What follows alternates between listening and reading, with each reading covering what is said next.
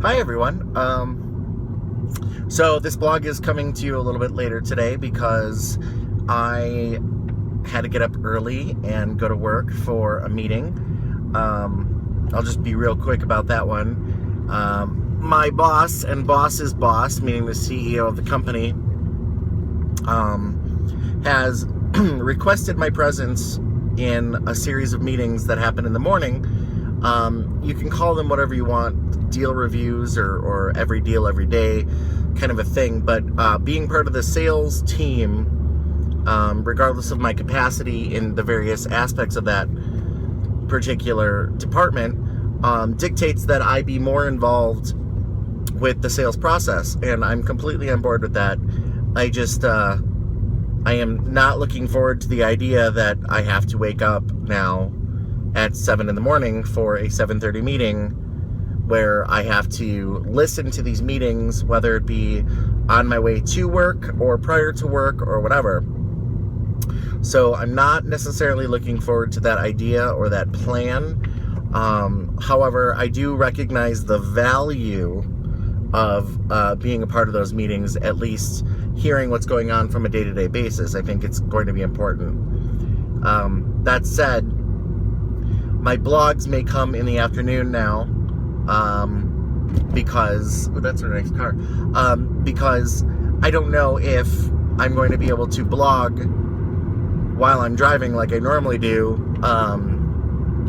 if I'm listening to a conference call every morning. So we'll see what happens.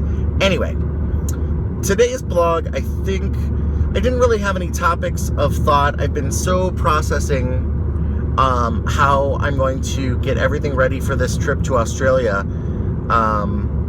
For those of you who haven't seen the previous blogs, work is sending me to Australia for a customer visit or a potential customer visit to demonstrate the beauty that is our software.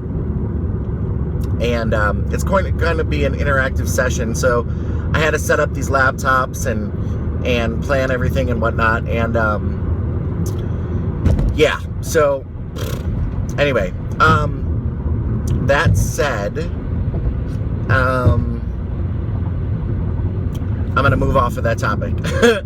So, because I will just sit there and think about all the things that I need to do, from laundry to packing to all of that.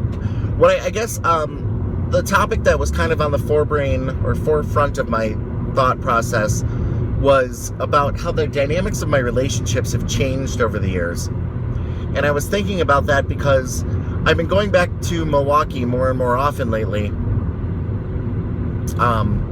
And I'm reacquainting myself with some friends. And now, the initial reason for me going back was a number of reasons. We had a wedding for a group of friends. We had some social situations that I wanted to be a part of.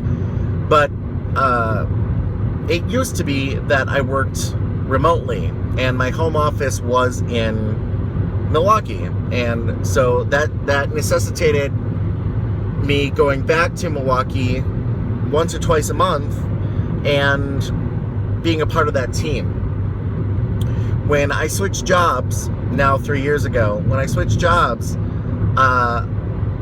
visits became more and more less or infrequent, and I found that I started to miss people. I missed out on things. No amount of invitation could get me to get people out to where I was, because it's much easier for me to fly free out to, Milwaukee for a day or two than it was for people to fly out here, take vacation time and whatnot. But that said, I still maintain a level of friendship with a lot of people. I have what I would consider my core group of friends and kind of my outside group of friends that I still want to socialize with and have interest in their lives, and vice versa. Now, of course, that's changed quite a bit over the past 3 years, as often happens with friendships, especially when distance is involved. But I thought it was interesting because if I look back on my life, I've gone through what I would call different circles of friends. When I was 16, 17, when I was from 15 to 18-ish, I had a particular set of friends. I had Melissa and Jamie and Dana, and we would all hang out together, and it was great. I mean, we would spend time together. We would spend an enormous amount of hours drinking coffee at the Greasy Spoon George Webb that I used to work at. And that circle kind of changed when we all turned 18. Some of us went away to college. Some of us found jobs. Some of us moved away completely.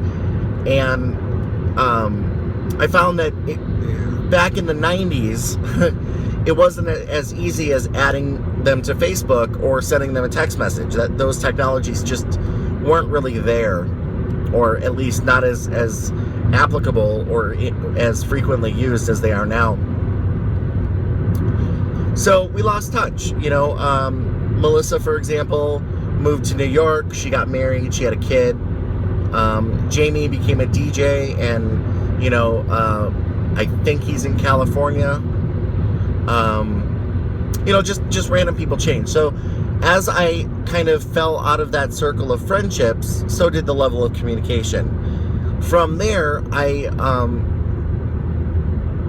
blame myself partially for it, not in a negative way, but if there is a fault to be had, it would be me, because as I grew into my sexuality more and realized what it was that being gay was, and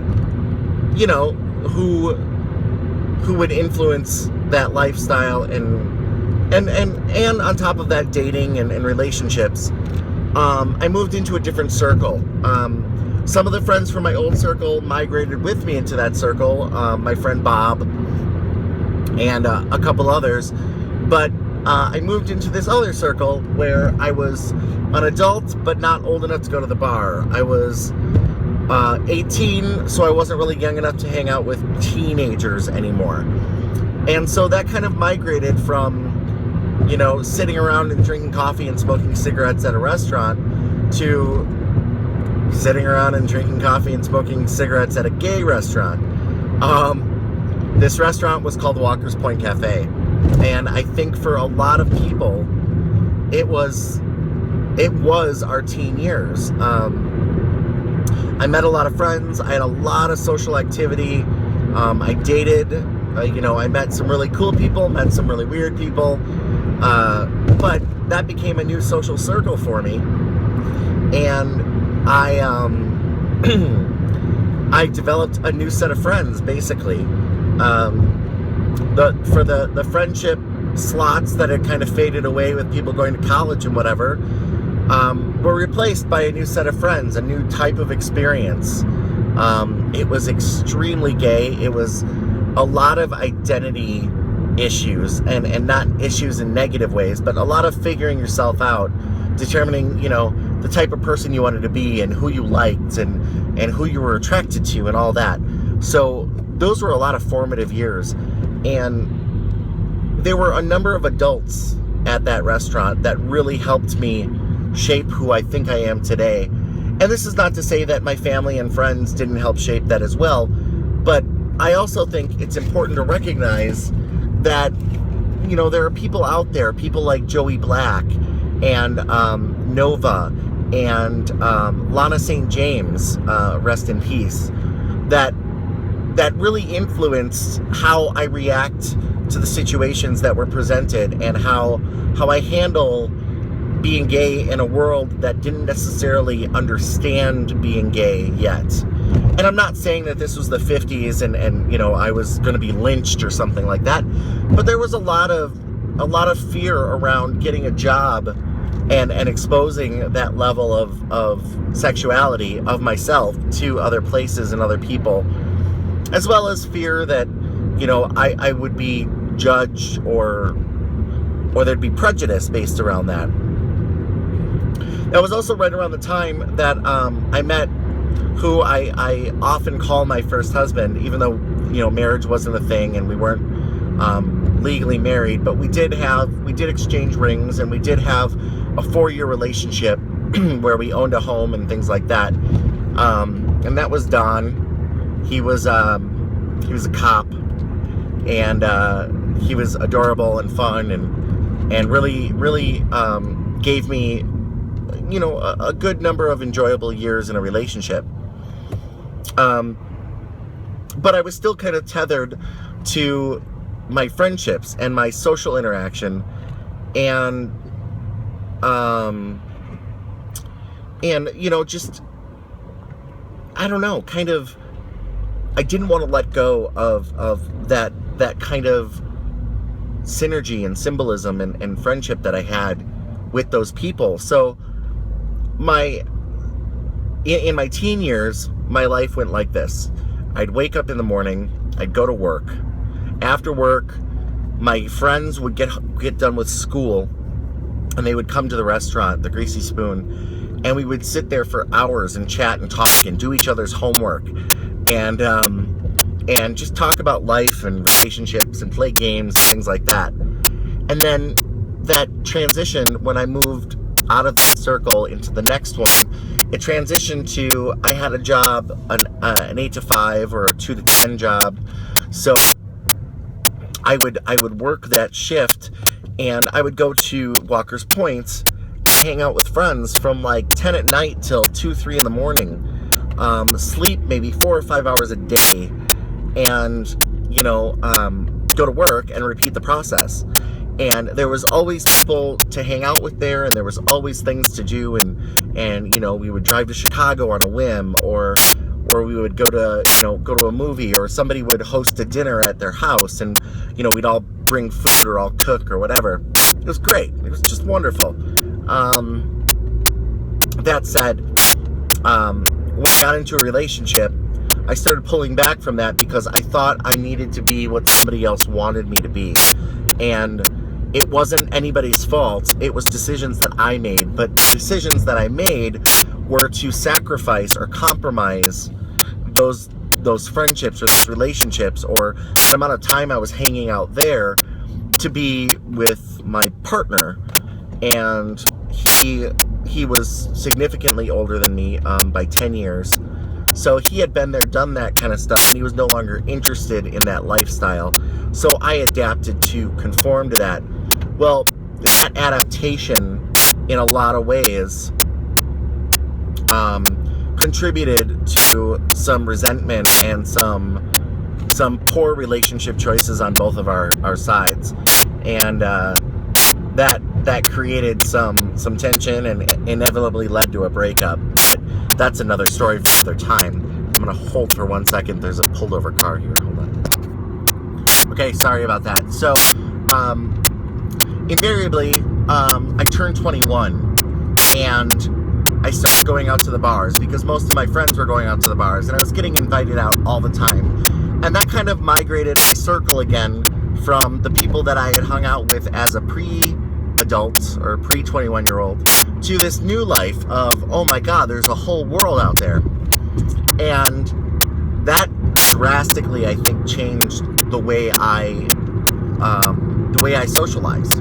I became a virtual butterfly of social activity. I did so many different things.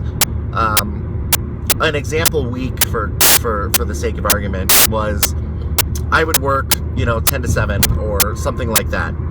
Normal Monday through Friday kind of a thing. But here's the deal. There were like 5 bars that we frequented regularly, and they ranged in quality and venue, and they were all gay, because that was my life at the time. Everything that I did socially was something gay. It was either hanging out with other gay people or going to gay events, drag shows, gay bars, pride fests. I was never really interested in a sports bar or hanging out with, it was a very gay time for me. Anyway, so, for example, Monday was 2 for 1, or double bubble.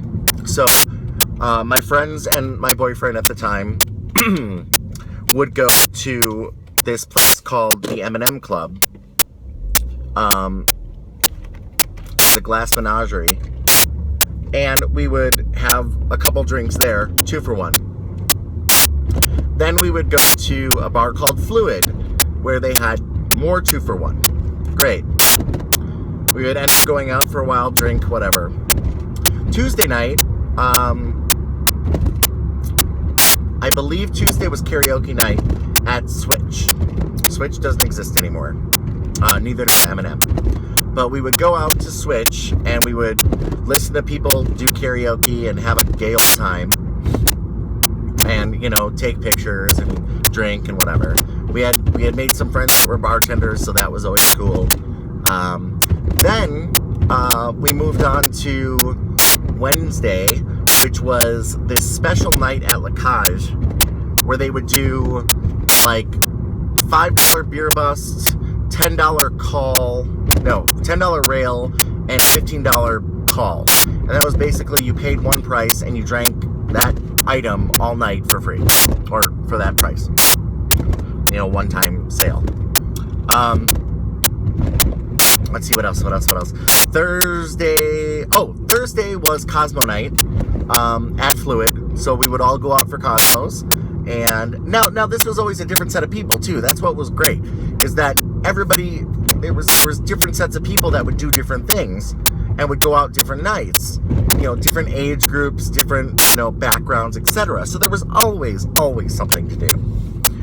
Friday was a normal Friday night. It was the party night, and nobody had to work on Saturday, or those that didn't care.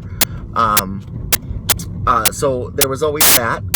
And then Saturday night was, of course, the Saturday night. So it was, you know, dance club Saturday. We'd go to La Cage. We'd go to Dance and enjoy that. Sunday was Sunday Fun Day. It was usually like, you know, $2 Greyhounds or $3 Long Islands or something like that. So there was always something there to do as well. Let's see, and then you know, we're back to Monday. Just do what you do.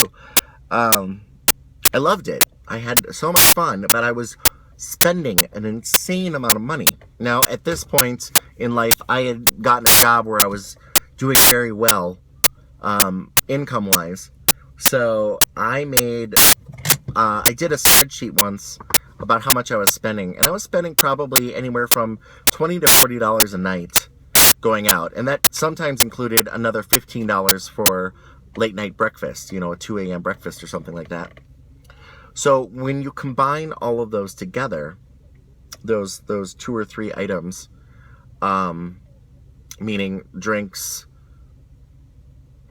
travel, gas, and food, I was probably spending anywhere from $20 to $50 a day. Now, obviously, sometimes it was a lot less than that. Sometimes it was more. But when you did the math, 7 days a week, $20 a day, just lower estimate. Yeah, that's a lot of money. I mean, that's $140 a week. And so that was a good $600 a month I was spending just going out all the time. And it was ridiculous. I didn't have any credit cards at the time, at least none with a significant amount of balance. So it was all cash. So I wasn't living beyond my means, but I certainly wasn't, you know, dealing with reality when it comes to saving money or anything like that. So I moved away from that. I started working third shift, and, well, actually, I'll take that back. For a while, I moved away from that because I started working at one of the bars as a lighting technician, and then a DJ and a bartender. And I moved away from all of that that whole philosophy of going out every night because I was living in the bar at that point. Now, along with that, I had also moved above Fluid. There's an apartment up there, and I had moved into that apartment, and I lived above a bar. So I was literally living the bar. I was working at a bar, I was DJing at a bar, I was living above a bar, and on my nights off, I was socializing at those bars. Eventually, and by eventually I mean a couple of years into that, I decided that I really need to stop doing that. And so I moved out. I moved away from the bar. I quit bartending and DJing. I had a career-based job, and I moved in with a roommate that didn't last very long, but not because of the roommate. It was more because I met Tony, who eventually I moved out here to marry and all that. But what I've noticed about that friendship circle is that I had a lot of different people in various circles that all revolved solely around that bar lifestyle. Friends like Don Johnson and Sherry and my friend Bill and the other Bill and the other Bill and the other Bill and Tom Smith and just a number of friends that were all we were friends because we hung out together, not because we were friends. And that's not to say that we're not friends. Some of the people that were in those social circles actually became really good friends of mine, even to this day. Others kind of faded out once I stopped going to the bars or once I stopped involving myself in that type of social activity. And what I've recognized is, while I miss a lot of those people and I miss that friendship and I miss the fun that was had during that time, I also have very easily replaced a lot of that social activity with other things, working on my house and developing my relationship and establishing new friendships here. And, it's kind of a bittersweet thing because I want to feel bad that I don't have that same level of friendship with some people that I used to anymore. But in the same respect, I also feel good that I've grown up a little bit and moved more towards different kinds of friendships and different relationships. And it's hard to feel good and bad about something at the same time, but in the same respect, that's exactly what it is. Now, I bring all this up because I've been going back to Milwaukee more and more often lately, partially because work had sent me out that way anyway, and another part because I've reestablished some friendships that I thought were kind of fading away. And in establishing those friendships, I've also reestablished relationships with some of the networking opportunities that are available. One of which is a bar called Dick's, D-I-X. They are in Milwaukee, and they desperately needed some IT support for their computer and for their video systems and things like that. They had somebody who was a friend of mine helping them out with that, but he just doesn't have the level of availability that they needed. And so over the past couple months, I've gone there quite a few times to visit and to hang out and to drink and to work on their machine and their computer and their environment. And I'm reestablishing my friendships with some of my very closest friends that have kind of faded, not negatively, just kind of gone to the wayside as life happens. And so I'm going there more and more often, and I'm reestablishing and making new friends there, which is awesome. But I'm also reestablishing or reconfirming some relationships that I've had with very close friends of mine, and I love that. So after Australia, which happens in 2 days, I'll be there for a week, and then I come back and I have a travel on Tuesday, and then I have a day off. I'm going back to Milwaukee to help my best friend move. And after he moves, I will invariably have some social time to hang out and network and do all that. So I guess even though life changes and your social circles fade or revolve or evolve, I'm happy to know, and I'm happy to feel comfortable going back into those situations and reestablishing those friendships. So for those of you that are my friends and have made it this far reading or listening to my blog or watching me or continue to watch my different blog entries, I just wanted to, express gratitude and thanks for continuing to be my friend as my life changes and as your life evolves. And my friendships with a lot of people are there's so many friends that I have in my life that I cherish and care for, that I could scroll down a list of people, but I don't want to do that right now because I don't want to invalidate. I don't want to miss anybody, first of all. And second, I don't want to invalidate the level of friendship that I cherish by just listing you off. But I'm sure you know who you are.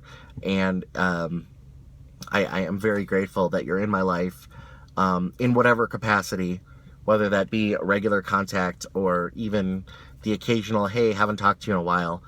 Or even, you know, hey, I'm going to be in Milwaukee next week. Come visit me. But I'm very happy with my life and my friendships that I've made. And, you know, I talked to a couple people who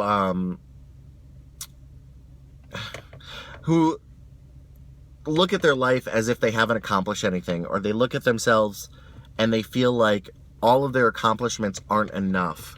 And I wish I could give them some of my gratitude and some of my feelings about those things, because, you know, I've been dealt a pretty bad hand in a lot of cases growing up, and I was pretty poor, and, you know, friends and contacts and things like that didn't come easy to me growing up, but I worked hard for what I've got, and you know, the friends of mine that have also worked equally as hard but don't feel like they're getting anywhere or do anything, I really hope that my story, at the very least, can let them know that, you know, if you're in school, for example, and you're going for a degree or a master's or whatever, and you don't know that it's going to solve your problem, keep in mind that I went to school for primary school education, you know, with a minor in child psychology. And I now work in computers and sell software. So my education has nothing to do really, except maybe the psychology part, but it really has nothing to do with what I'm doing today. And so, to people that think they're not going anywhere or not getting anywhere, I really hope that you look at yourself and recognize what you've done that's good. I have a friend of mine who said that his only goal in life is to be better than his family, meaning to do better and to strive for better. And, you know, I look at his life and I see that he already has, and he doesn't see that quite yet. But I really hope that when it comes down to it, and he's out there in the real world doing his real thing, that he recognizes that all the hard work and sacrifice that he made, you know, working while he was in school and sacrificing social relationships and potentially, you know, romantic relationships, I hope that he recognizes that level of sacrifice and that accomplishment of getting these degrees and these certifications or you know, bachelor's degree or whatever it is. I hope that that's recognized as an accomplishment and comparatively helps him in his career path and his future. So I'm going to let you go here. I'm at 15 minutes on this particular one. I think I was at another 15 minutes at the other one. And I'm going to go get some food because I haven't eaten yet today, and it's probably why I'm rambling like I am. So I'll talk to you later.